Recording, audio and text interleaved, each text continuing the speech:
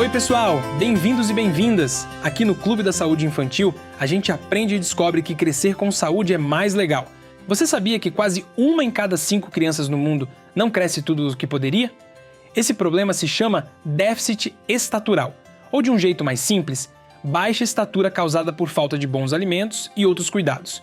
Hoje vamos entender o que é isso, por que acontece, o que é déficit estatural. Os médicos comparam a altura da criança com um gráfico. Se a altura fica 2 linhas abaixo da média, o que chamamos de -2 desvios padrão, já é um sinal de alerta. Se cair 3 linhas, é considerado grave. Aqui no Brasil, usamos o gráfico da Organização Mundial da Saúde, aquele que aparece na caderneta da criança. E como medir do jeito certo? Bebês até 2 anos deitam em um infantômetro, uma régua especial. Depois disso, a medição é feita em pé, no estadiômetro, mantendo a cabeça retinha, igual ao olhar de águia de Frankfurt.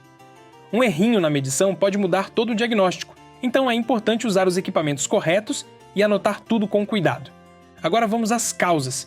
Existem 2 grandes grupos: causas que vêm da comida e causas que não vêm da comida. Quando falamos de alimentação, a causa mais comum, o corpo precisa de energia, e especialmente de proteína, aquela que constrói músculos e ossos. A criança precisa, em média, de 1,5 grama de proteína por quilo de peso por dia. Também precisa dos micronutrientes, os ingredientes invisíveis, zinco, cálcio, vitamina D, vitamina A. Sem o zinco, por exemplo, a divisão das células desacelera e a criança não cresce. A desnutrição pode ser rápida ou demorada. A rápida, chamada aguda, faz a criança perder peso de forma abrupta. Se a família age rápido, dá para recuperar. Já a desnutrição crônica acontece ao longo de meses ou anos, e aí o prejuízo para os ossos pode se tornar permanente se nada for feito. Também existem causas que não têm a ver com a alimentação: síndromes genéticas, problemas hormonais, doenças do intestino ou simplesmente ter pais mais baixinhos. Por isso, quando suspeitamos do problema, é importante fazer exames de sangue, raio-x da mão para ver a idade óssea e outros testes. E quando o corpo mais precisa de atenção? Nos 1000 primeiros dias de vida, desde a barriga da mãe até os 2 anos de idade. Nesse período, a criança pode crescer até 25 centímetros só no primeiro ano.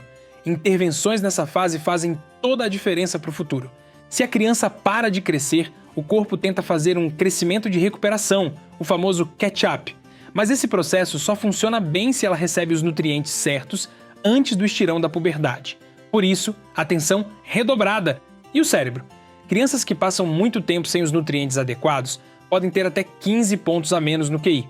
Além disso, o sistema de defesa do corpo fica mais frágil e na vida adulta, o risco de pressão alta e diabetes é mais que o dobro. A renda também tende a ser menor, em média 20% a menos. Viu como crescer é investimento? Para cuidar direitinho, precisamos de um time completo: pediatra, nutricionista, endocrinologista e, claro, a família. Usamos protocolos com 3 etapas. Primeiro estabilizar, depois recuperar e, por fim, manter. Na fase de recuperação, oferecemos 20 a 30% a mais de calorias que o normal, com 3 a 4 gramas de proteína por quilo por dia. A alimentação precisa ser de verdade: feijão, arroz, ovos, leite, verduras. Em algumas regiões, usamos papinhas fortificadas ou sachês de vitaminas, como o NutriSUS nas creches. Os micronutrientes também têm doses certas. Zinco e ferro costumam ser dados em comprimidos ou xaropes. A vitamina D pode chegar a 4.000 unidades por dia, dependendo do exame, sempre com orientação do posto de saúde.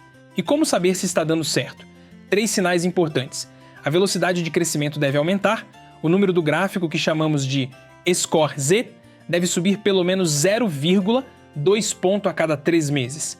E a idade óssea precisa se aproximar da idade real. Se a curva parar, é hora de investigar de novo. Muitos lugares já usam aplicativos que avisam quando a curva de crescimento começa a cair. Isso ajuda muito em áreas rurais e nas periferias. Agentes de saúde podem até fazer as medições em casa.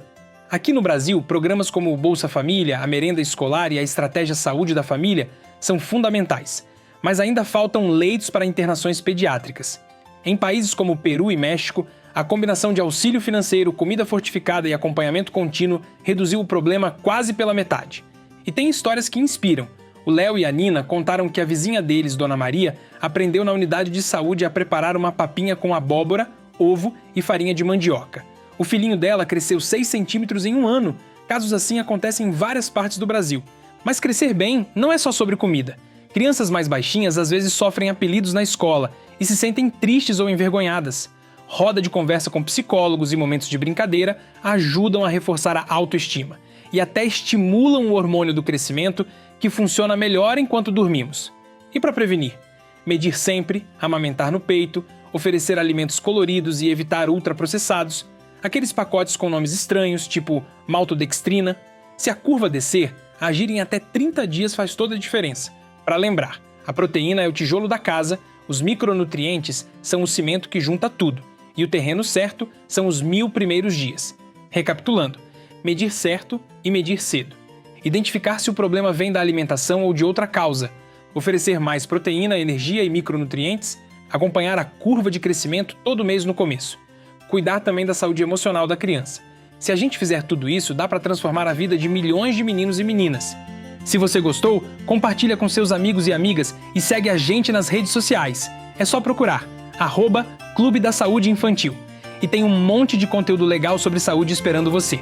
Um abraço e até o próximo episódio.